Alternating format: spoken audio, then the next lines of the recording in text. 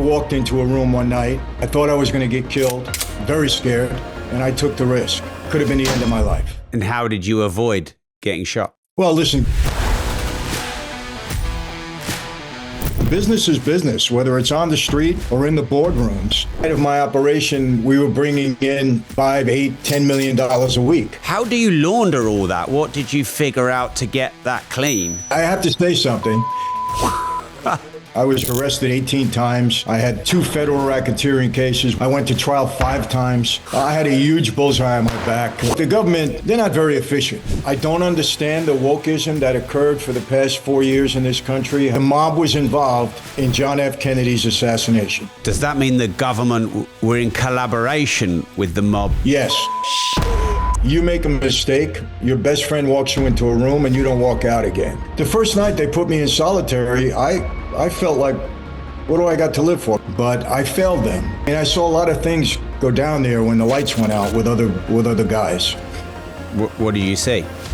Oh, boy. Michael, Elon Musk said, drug dealers know more about running a business than 95% of college professors. Do you agree? I totally agree with Elon, yes. And why? Well, listen, drug business is it's a difficult business. Let's put it that way, number one. And guys on the street normally are pretty savvy guys. But, look, what's going on in our schools and colleges here in the United States, I would assume it's similar to what's going on in the United Kingdom. These people just don't have a clue. They really don't. They might be intelligent, they might be knowledgeable, book-wise, but as far as reality and running things, they don't have a clue. And what do you think they lack in the schools? And, what do we need to change about the education system? What do we need to teach our kids? Well, what's going on now. I mean, we've had this, and most of our colleges are liberal colleges, unless they're faith-based Christian. And they're just teaching these young people a woke way of life. It's a whole different mindset than I grew up with, for sure. And I don't know where it came from. I can't speak to that. I don't know why this sudden change. Over the last 25, 30 years here in this country, it's been kind of slow. But then in the last, 10 years, it really sped up. And there's just this whole woke thinking on our college campuses. And it comes from the professors, no doubt about it. Look, I can't explain it, Rob, but it's here. Okay, so what can a mob boss teach an entrepreneur boss? Well, listen, the mob is a business like anything else. The difference is it's, the consequences for mistakes are a little bit more critical on the street than they are in corporate America, So listen, we had to operate, believe it or not, at least among one another. We had to operate, with a bit of respect. We had to be honest. If we were dishonest with people, it didn't work out well for us. And, business on the street is rough. So what can we teach people? We can teach them. Well, listen, I was fortunate. I knew how to use the mob life to benefit me in business. And I had kind of an entrepreneurial spirit about me. And I had a lot of legitimate business as well as businesses on the street. So I've learned business is business, whether it's on the street or in the boardrooms. And you have to operate a certain way. I always operated over the policy. There was a lot of things I knew, a lot of things that I didn't know. And I always, subscribe to doing what I do best and delegate the rest. And I always found good people around me. And then the talent that I had was my ability to motivate these people to do the job right. And that was my secret to success. I wasn't a brilliant businessman. There were a lot of people a lot smarter than me, but I knew how to work with people. And I knew how to select the right people to do the job. And I think that's critical. So my perception would be that in the mob, it'd be a fear-based motivation. Like, you don't do this and there's consequences. Is that the case? And does that work in the entrepreneurial setting? Well, there was a certain amount of fear, of course. You knew that if you made a mistake, and a serious mistake, it could end up in some very serious consequences. So it did keep people in line. Not necessarily in business. In the mob life, you have two kinds of people in that life. You have racketeers and you have gangsters. The racketeers in our family, the Colombo family, we had about 115 made guys that actually took the oath. Out of that 115, maybe 20 of us were real earners. We were the racketeers. We knew how to create business and bring money into the family. The other 95 guys, they just weren't capable of doing it. And they did a lot of the heavy work. Let's put it that way. Everybody's got to earn their keep. So, so there was a certain amount of fear involved, but you also had to have a business head. You had to know what you were doing, and you either had it or you didn't. And do you think maybe that, you said about woke, do you think maybe that's because punishment is a bit lax at the moment? In the UK at the moment, we were just talking before, there's about a 3% conviction rate on knife crime. There's about a 3% conviction rate on, abuse or rape. If that was 70 or 80% and there was a bit more of a serious punishment, do you think there'd be less crime? Absolutely. I mean, it's happened here in the United States in this past administration for all these years, catch and release, shoplifting. As long as you steal under $1,000, you're not going to jail. So people were just going into the stores and just taking $950 worth of merchandise. Wow. It was happening on a daily basis in some stores 2, 3, 4, 5 times a day. Businesses had to close as a result of that. Consequences have to be, laws have to be enforced. People would say to me often, Rob, you got to be against the police. I said, well, I'm not against the police. I have a wife. I have 5 daughters. I have grandchildren. When they walk down the street, I expect the police to protect them. I expect them to enforce the laws. And people sometimes didn't understand that mentality. They said, well, you were a criminal. I said, yeah, I know. And my job was to make sure the police didn't get me. That was it. That doesn't mean I didn't want them on the street. If I didn't have police on the street, I'd have a lot more competition than what I was doing out there among criminals. So, look, you got to have law enforcement, and consequences for certain things have to be severe, as a deterrent for others. There's no question about it. I'm shocked to hear the conviction rate at 3% for knife stabbings. That's terrible. And rape, that's terrible. Yeah. And look, it's complicated. So I'm not saying it's easy to fix, but that is roughly the conviction rate. And the system is broken. The system is underfunded. I just want to talk about the police a bit. So what tactics did you use to avoid being arrested? Well, look, we had an organization. We weren't just street thugs going out there robbing stores and things like that. It was more sophisticated crime in many ways. So, listen, we had a relationship with law enforcement, and we would tell them straight out, look, we're the bad guys. We get it. You're the good guys. You come after us. If you do your job better than us, we have nothing to say about that. Just don't frame us. Don't get us for something we didn't do. Don't harass our families. Come after us the right way. You got no beef with us. And, we were sophisticated in that regard. Look, law enforcement, what happened with the mob life here in America, law enforcement just got too far ahead of us with their technology. And then when the racketeering laws came into effect, you bring up something about fear. It's a good point. Fear kept us in line. Do you know who Chaz Palminteri is? No, but I'd love to hear. There was a movie, The Bronx Tale. It was a terrific movie, and Chaz is a dear friend of mine. He played the mob guy. And in that film, he is mentoring a young kid. And the kid says to him, listen, is it better to be feared or to be loved? And Chaz turns around and says, well, in my line of work, he was a mob boss, it's better to be feared. He said, because that's what keeps people in line.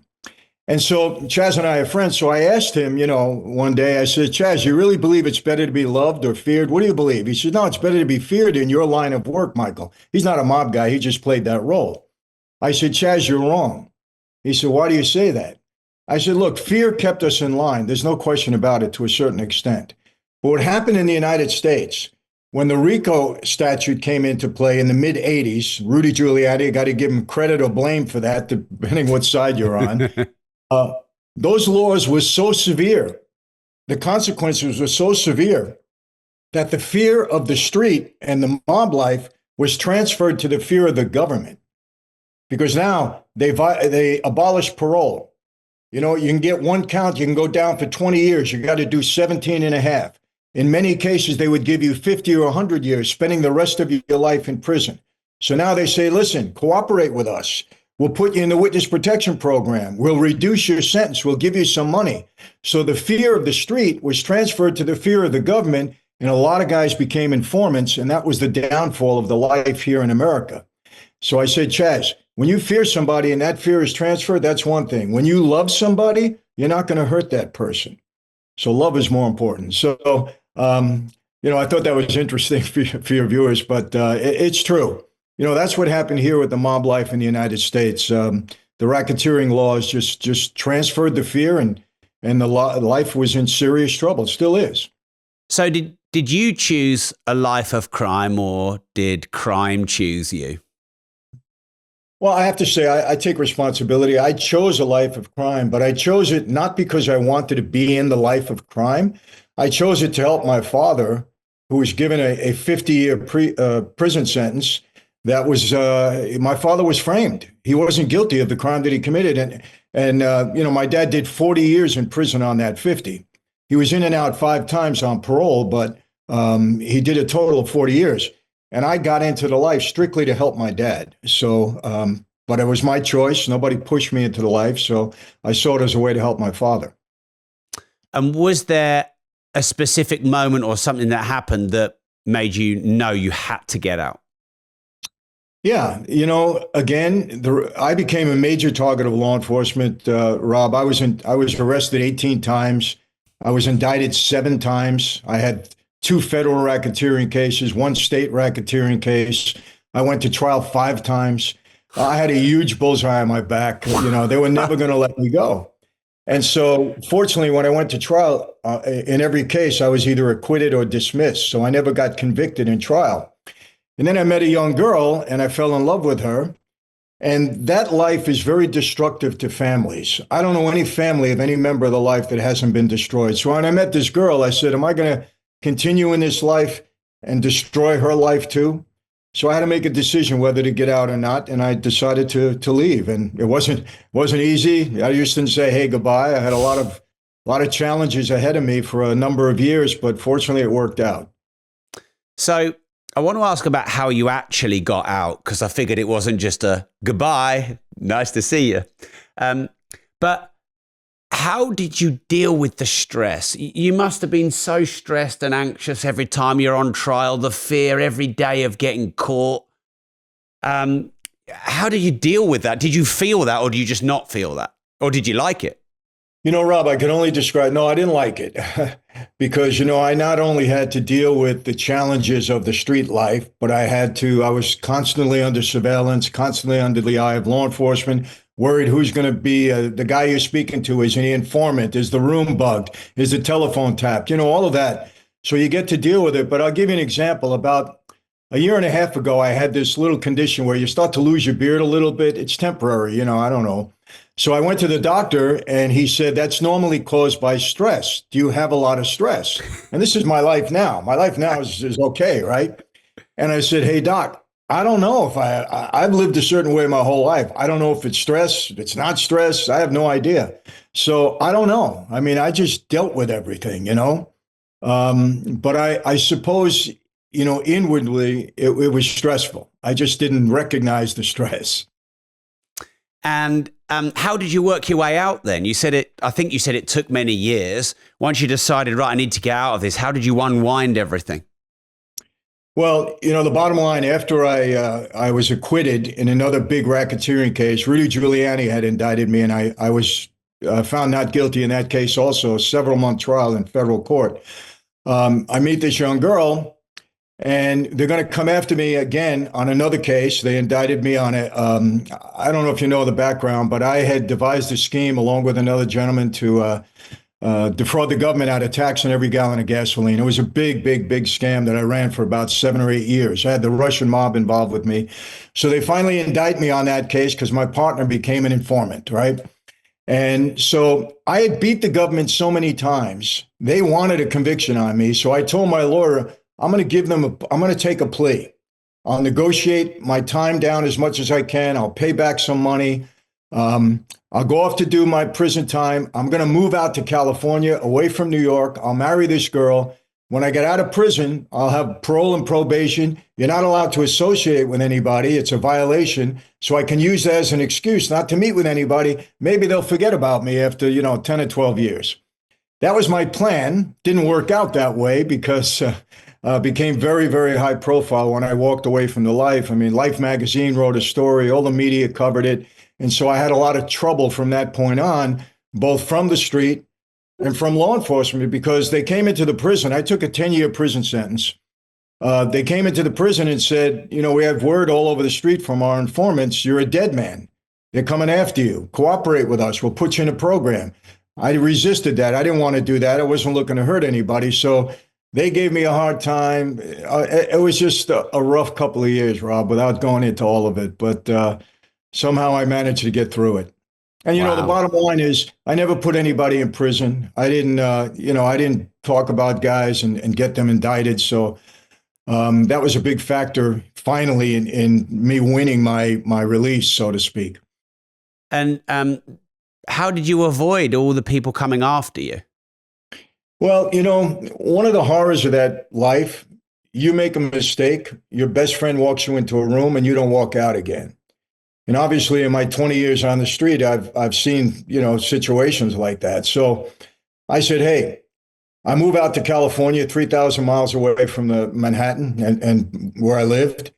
I said, it's one thing to walk somebody into a room. It's another thing to send a hit squad across the country and try to get somebody that's aware that they're, that they could have trouble.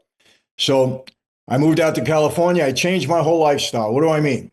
I didn't go to clubs anymore. Bad place for me. I know who hangs out there. I'm pretty well known. I stayed away from the nightlife. I didn't create patterns in my life. I didn't go to the same restaurant every Tuesday night.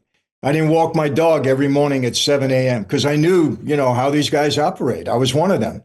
So I was very, very disciplined and careful in how I led my life. Now, I didn't live in fear. I didn't ask for protection or anything like that. I just figured I knew what I was doing. And at the same time, all my former associates were under a lot of pressure, too, from law enforcement. Every one of them, Rob, went to prison or worse. I mean, every single one of them. So I just outlasted everybody over a period of time. And you're able to not look over your shoulder all the time, not worrying that day might come? Well, listen, I never take my former associates for granted. I know they're capable people. But I think the bottom line is the fact that I didn't hurt anybody. I can't go back to Brooklyn and say, hey, guys, I'm moving back into the neighborhood. I wouldn't last 48 hours, but, I'm not going to thumb my nose in their face. I'm not doing any of that. So I think they went on with their lives. But I never discount the fact that I'm a very public figure. I'm out there. I speak all over the world. I do book signings. I'm everywhere. And I'm always careful. Let's put it that way. And do you not worry about being public and, being on shows like this and other big ones that, you're advertising yourself, if you like? No, I don't worry about that, because I'm not talking about anything that isn't known. Listen, I don't know if you're familiar. You know who John Gotti is? I assume you've heard that name. Okay. Well, they have 2,000 hours of tape recordings and surveillance on John Gotti and his associates. Everything you need to know about that life has been in the media, been public. There've been other informants that have been out there that, went into the program and talked about the life. So I'm talking about my personal experiences with people. I'm not putting people in jail. I'm not telling people anything they don't know, that the Mafia does exist, that, everybody's been named. I mean, look, I have this big tapestry behind me with 50 of the, most prominent mob guys in the last 100 years. And we sell it. People buy it. They love it. So, I'm not saying anything that people are not aware of. Yeah. So you've made money legally and illegally. Which is easier? Well, it goes both ways. Listen, it's dog eat dog on the street, too. It's not that easy, I mean, this scheme that I devised with, defrauding the tax money it was a very sophisticated scheme. I had the right people in place, the right people to implement it. I had a big operation, so it was like running a business. It was running a business. I would say that it's the same. There's not much difference. You got more scrutiny on the street, that's for sure. So you got to be careful. And how did you manage to defraud the government and get rid of all the money and move it around and avoid the tax? Well, I had 18 companies that were licensed to collect the tax on every gallon of gasoline. They were Panamanian companies. They were basically shell companies, really only existed to collect the money. And it was very sophisticated the way we moved it around. It was a daisy chain operation. We would get about a year out of each license. And then the government would finally catch up with us. We'd collapse that license and move on to the next. We kept moving around in a way that we never duplicated exactly what we did before. So the government could never catch up to us. And the only way they found out about it, it was my partner who devised the scheme with me, got in trouble. He became an informant and he blew the whistle on the whole operation after 8 years. Otherwise, I'd probably still be operating. Wow. Yeah. So, we just stayed one step ahead of them. Look, the government, they're not very efficient. Let's put it that way. Bureaucracy is anything but efficient. I think we've seen that, in both countries. So, as a matter of fact, all over the world. So, it wasn't too hard to stay ahead of them. And what would you say is the total amount of money that you made in your career? Well, they claim that, I made over $2 billion. I'm not admitting to that, but, at the height of my operation, we were bringing in, 5, 8, $10 million a week. It was a lot of money coming into my operation. So at least several $100 million. No doubt. And was a lot of it cash? A lot initially, a lot was cash because they had changed the law while we were involved in this scheme. And they changed the law from collecting taxes at a gas station level. And I had over 350 gas stations. Back then, there wasn't as much credit card use as there is today. There was a lot of cash. We had a lot of cash. And then they changed the law to where you had to be a licensed wholesaler. That's when I got all the Panamanian companies and we got them licensed. I got them licensed because I had a political connection that got me the license. I was paying them off. And then a lot of wire transfers started to happen. So there was equal amount of wires and cash. So we were wiring money. I had accounts in Austria, I had accounts in the Cayman Islands. So we were getting the money out of the country pretty quickly. And what's the most amount of cash you've seen, like in a room or in front of you, or you've had in cash? $100 million. Shit. Yeah. And how do you launder all that? What did you figure out to get that clean?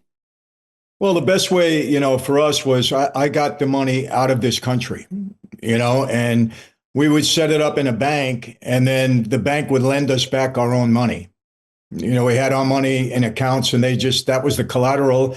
And whenever we needed a loan, we would go to the bank and they would give us a loan, 50 million, 10 million, whatever it might be. And so that was the easy way to wash the money. And, the banks, the FBI actually went to Austria to try to get information on the accounts. And the Austrian government told them, take a walk. We're not giving you anything. Because, they survived on those kind of accounts. And the same with the Cayman Islands. They couldn't get any information. So it was pretty clean in that regard for us back then. I know it's different now, but back then it was okay. Now, many entrepreneurs love to know like the routine of successful people. What's a day in the life? What's a routine of, a billionaire? What's the day in the life routine of a mob gangster? Well, listen, I required very little sleep. The mob life is big on the nightlife. And I was out every night, 6 nights a week at least.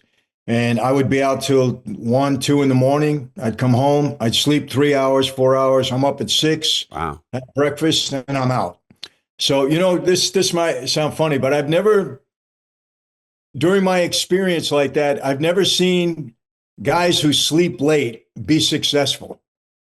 I've just never seen it. Guys got up 11, 12. And I said, how do you do that?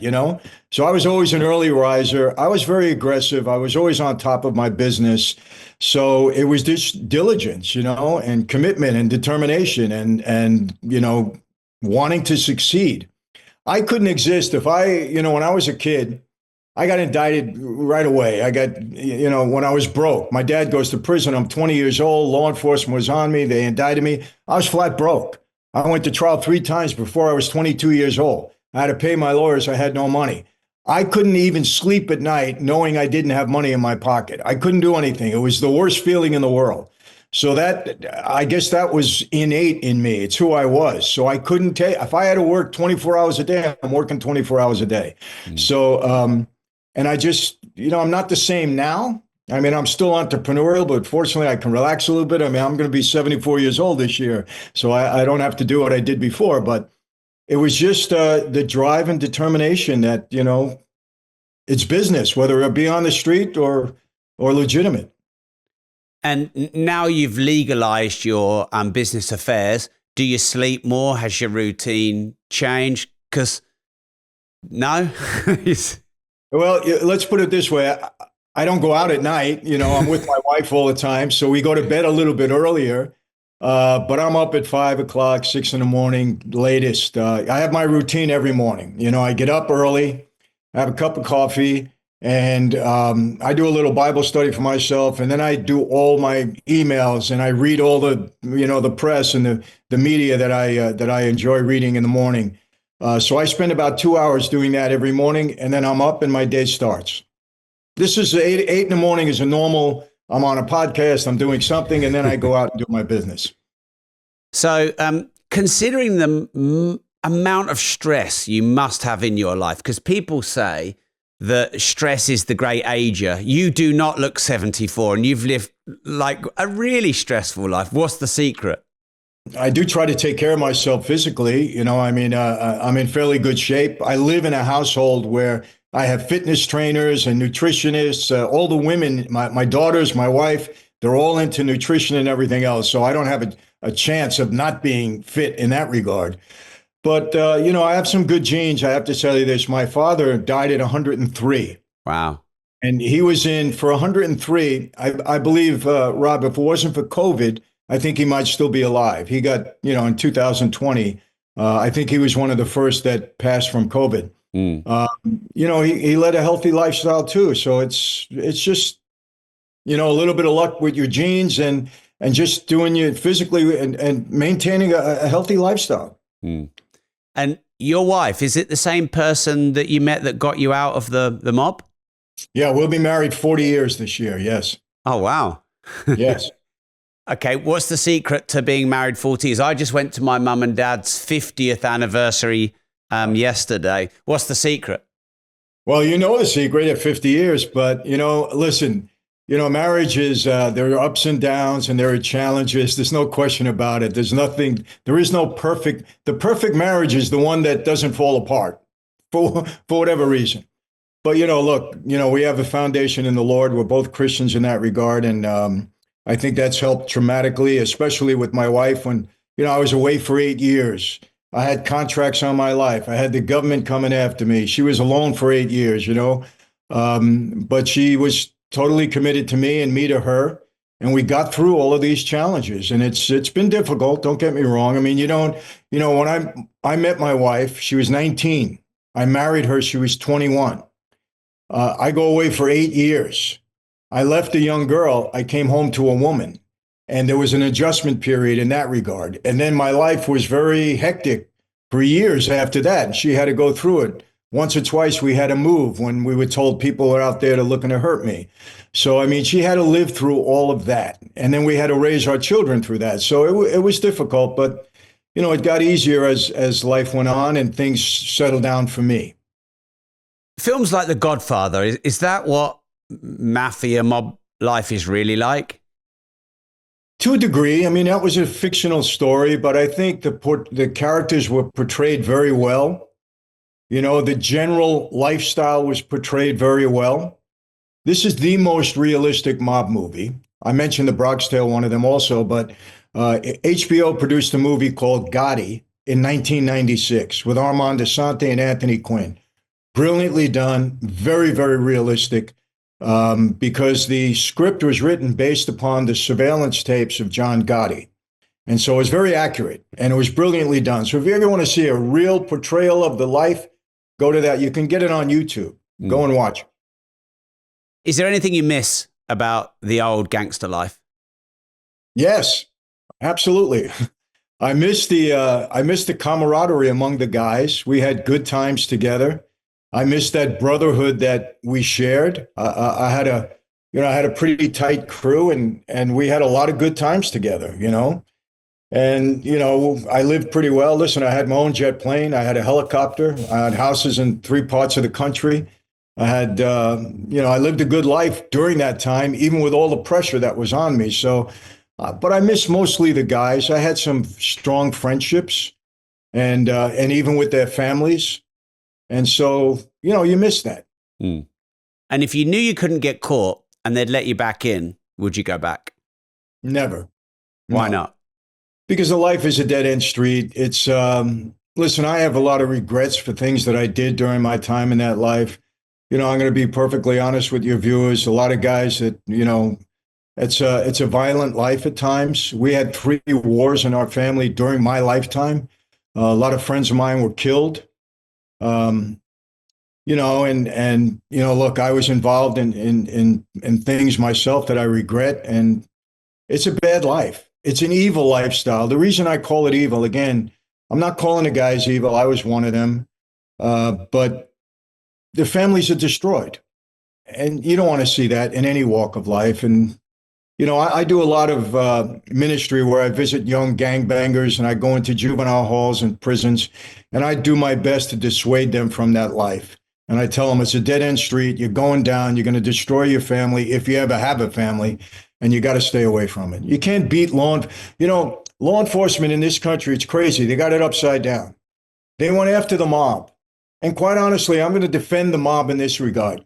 We defended our neighborhoods. There was no crime in our neighborhoods. We didn't prey on our innocent people. My target, I went after banks. I went after insurance companies. I went after the government. I went after people with money and institutions that can afford it. I'm not saying everybody did that, but we didn't abuse people in our neighborhoods. We didn't go, we killed our own. We hurt our own, no question about it. But we weren't the people that you had to worry about on the streets. Today, they crushed the mob. And they're letting people go out in the subways in New York and kill people, once a week. They're letting people rob innocent people in their stores. They're letting these gangs come in from Venezuela now and take over these small communities. These are the people they should be going after. They're the ones that hurt people on a daily basis. So, yeah. They got it all upside down here. And hopefully it's going to be straightened out now. We have a reset coming here in America. So hopefully they straighten it out. But, we weren't the worst people in the world. Trust me when I say that. And you mentioning, this maybe hope in the US government, I assume you mean Trump. What do you think of Trump and the start of his, running America? I have never witnessed in the first 2 weeks of a presidency somebody who made campaign promises on the campaign and immediately put them into effect and kept his word. And it's extremely impressive. I don't understand the wokeism that occurred for the past 4 years in this country, how you let violent criminals into our country to prey on innocent people. I don't understand that mentality, quite honestly. I know that it's very devious. I know that the only reason the borders were opened here was to turn every state blue so that we'd never have a Republican or any other president but a Democrat. I understand the psychology behind it or the methodology behind it, but everything Trump is doing is for the benefit of people in this country. I haven't seen him doing anything contrary to that. Today, there is a little bit of maybe a difference of opinion in that because he's imposing these tariffs on, and people are in an uproar about that. We'll see if it works out. I think his America First policies, he really believes in that. Look, I know people that know Trump well. He really does care about this country and the people. And he's going to do his best, his way, to try to straighten America out. And hopefully that'll go worldwide and even go over to the United Kingdom because you're our strongest allies. Let's face it. We got to get UK has got to be in good shape. We want it that way. And yeah, we need some help. Elon Musk is helping us more than our current prime minister. So it's a bit of a mess here. Well, listen, you know what? Just look at us, and we were in a mess for 4 years, and it's turning around now. So hopefully the same thing's going to happen there. And I think it will.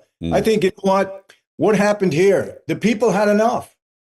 It's the people. They had enough. They said no more. And they voted this guy. Even if they didn't like Trump personally, they said we can't go through what we've been going through. And you know what? I believe the same thing is going to happen. Don't count your people out. I got to tell you this. I've toured the United Kingdom twice. I love the people there. When I was in London for almost 8 weeks, I said, wow, this is where New York was born out of London. London's an amazing city. And the people to me were wonderful. And I love it. I can't wait to come back and spend time there. And I have a lot of confidence in people. And when they've had enough, when they go to the grocery store and their dollars are not stretching, when they go to the gas pump and they can't afford it, when their businesses are being disrupted, you're going to see them, make it known, and they're going to voice their opinion, and there'll be changes. So let's say you were advising the government on how to dismantle organized crime. What would you advise them to do? Well, they did it. They put the laws into effect that just crushed us. The RICO Act. A lot of people here in the States want to blame John Gotti for destroying the mob because he was so high profile. John Gotti did not destroy the mob. There were a lot of guys like John that were high profile. He just had more media at that time because more media existed. It was the RICO statute. It was the law and the government coming down as hard as they came down. That's what did it. And my life is not anywhere near. I mean, it still exists here, but it's not anywhere near what it was during my era. The golden era of the mafia here in the United States was from the mid to late 40s, right through the mid 80s. It'll never be duplicated. The government won't allow it. So they know what to do. There's no question. Just enforce the laws. That's it. And what's a secret you've never shared or a story you've never told? Oh, I can't stay. I still can't tell that. That's the one I want. It's no longer a secret, I believe. Trump, I was on Piers Morgan about a week ago. I was on a panel there, and they were talking about the JFK assassination. And I have maintained this my entire life based upon very, very good sources. There's no question that the mob was involved in John F. Kennedy's assassination. There's no doubt. There's no question. 100%. I'll take that to my grave. I've heard it from the right people in authority there that were there during that time. I was 12 years old when it happened. But I know this for a fact. I've heard it my whole life. If the classified documents that Trump says he's going to release, if they're real, they're going to show that the mob was involved in this. And I know the one indication I know that if this is presented improperly in those classified documents, then you can throw them all out. They'll be just whitewashed. And I know what that is. And I can reveal that secret. The person that killed, and I don't know if you're familiar with this, might be before your time, but the person that killed Lee Harvey Oswald, who they claim was one of the shooters, and I believe he was a fellow by the name of Jack Ruby. Jack Ruby was mobbed up, 100%. He was affiliated with the mob in Dallas, Texas. They tried to whitewash that afterwards and say that he had no mob affiliations.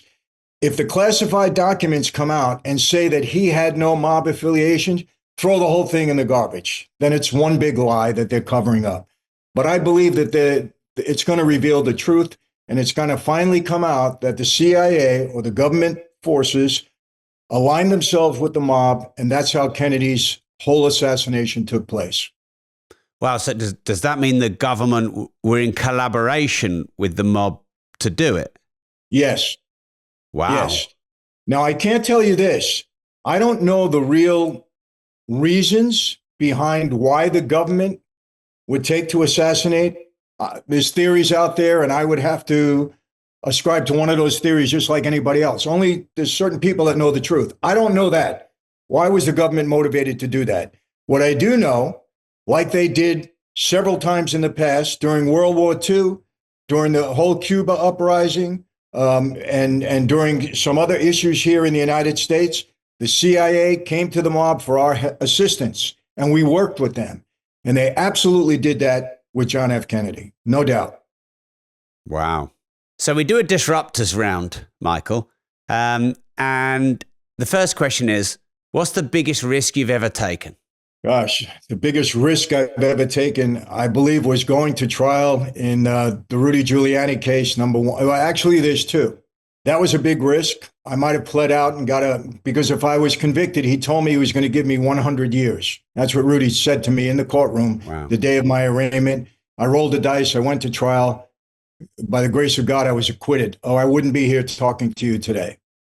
That was one, because that was life-changing. Number two, I told you about one of the dangers in that life, walking into a room and not walking out again. Well, I walked into a room one night. I thought I was going to get killed. I knew the possibility was there, and I took the risk. And I was scared that night. I'm not going to deny it. Very scared. I didn't want to let anybody see that, but it could have been the end of my life. And how did you avoid getting shot? The reason they were bringing me in there was not a valid reason. And I was able to prove that at the meeting. And fortunately, they gave me the opportunity to prove it, because the way those things go, you walk into that room, the door opens, and you're gone immediately. But they gave me the opportunity. So there was some indecisiveness on their part. And I was able to prove that they were wrong and that the accuser was wrong. And it didn't work out well for him later on, but and quite honestly, I was 100% right. It was a wrong thing they were doing with me at that point. Now, I didn't leave the life because of that. I want you to understand. It wasn't until two and a half years later that I walked away. So that didn't cause me to leave. What's your most brutal life lesson? Well, listen, going to prison, being in solitary confinement for 2.5 years, 6x8 cell, 24/7, that was a life lesson. You don't want to ever put yourself in a situation like that. It was very difficult to get through that, I'll be honest with you. I saw a lot of guys were unable to handle it, and I don't demean them in any way. It's difficult. Number one. Number two, somebody that was very, very dear to me, that I loved, lost his life, and I couldn't save him. That was a brutal life lesson about that life, because I think he was unjustly, put to death. Those were the two things that stand out the most to me in my life. What does 2.5 years in a very small room, 24/7, what does that do to you? It could destroy you emotionally. It could really have an impact. I spoke in front of the Senate staff on one of the anniversaries of 9/11 here in this country, and they talked about prison reform. And one thing I was very, very adamant about is for young people to put them in solitary for any length of time. It could absolutely destroy them, and I'm dead set against it. There has to be another way to deal with people of that nature that they feel are a danger to the rest of the prison population. They have to do something. But isolation is a form of torture. There's no question about it. So, I got through it, but a lot of guys didn't handle it well. And I totally get it. I mean, I saw a lot of things go down there when the lights went out with other guys. What did you see? Well, guys slitting their wrists and doing all sorts of things. I mean, trying to hang themselves. I mean, they've had enough. When you're in that situation and there's no end to it, especially this is my life 24/7, it's a real rude awakening. And you say, I have nothing to live for. I'm here 24/7. They push 3 meals that I don't even want to eat through the slot on the door every day. I have no contact with the outside world, but if I'm able to afford a newspaper, I get it a week later to come in. My family, they start to lose touch with me. I can only communicate through a phone call once a week or maybe a letter. You have nothing to live for. So, I mean, I understand it. The first night they put me in solitary, I felt like, what do I got to live for? Because they told me I was never going to get out of jail. So it was a tough deal to get through. And how did you get through?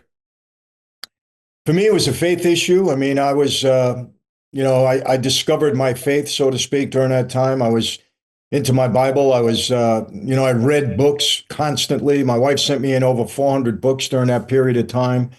I had a Sony Walkman. Our young people, I don't know if you know what that is in the digital I world. do. Yeah.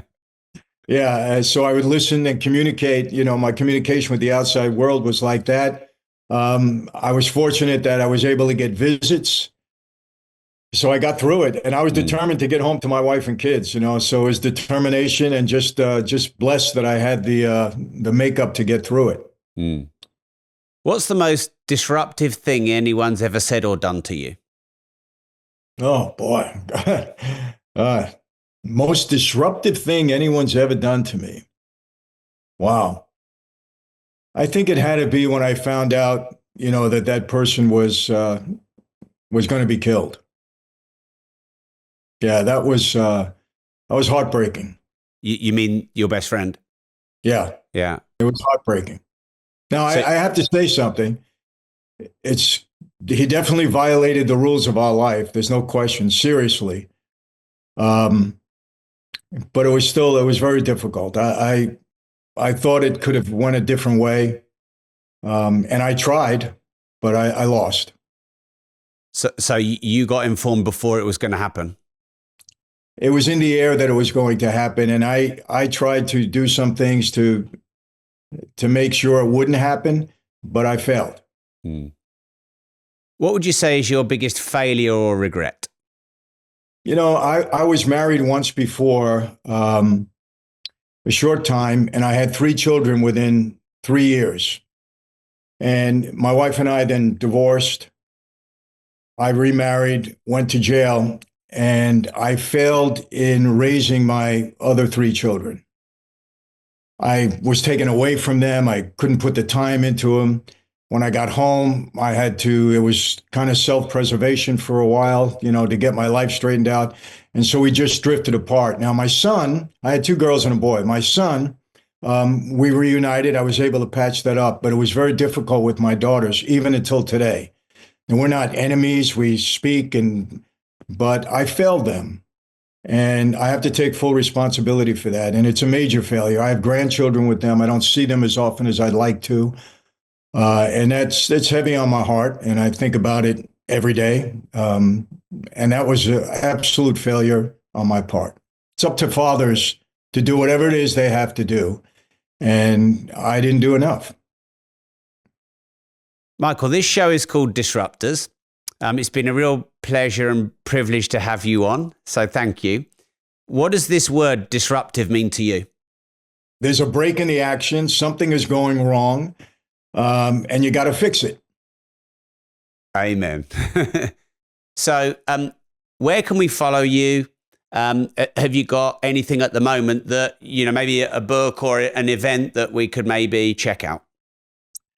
Well, my biggest platform is on YouTube. I have a big platform on YouTube, and I have many followers there. I'm also on Rumble. I'm on all the social media platforms, easy to find, at Michael Francis.